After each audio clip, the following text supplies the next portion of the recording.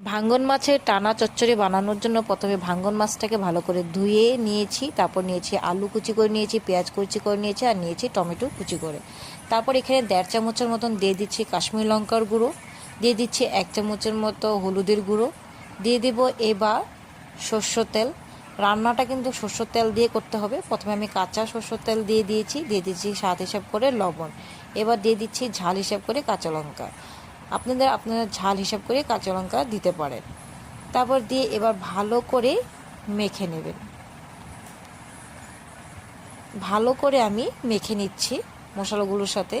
তারপর এদিকে দেখো কড়াইতে আমি সরষের তেল দিয়ে তেলটাকে গরম করে কালো জিরে ফোড়ন দিয়ে আমি মাছগুলো উপর দিয়ে এবার মশলাগুলো উপর দিয়ে ছড়িয়ে দেব, দিয়ে সামান্য জল দিয়ে দেব, দিয়ে এবার ঢাকা দিয়ে দিলাম 20 মিনিটের জন্য। 20 মিনিট পরে ঢাকাটা তুলে নিলাম। দেখুন রেডি ভাঙন মাছের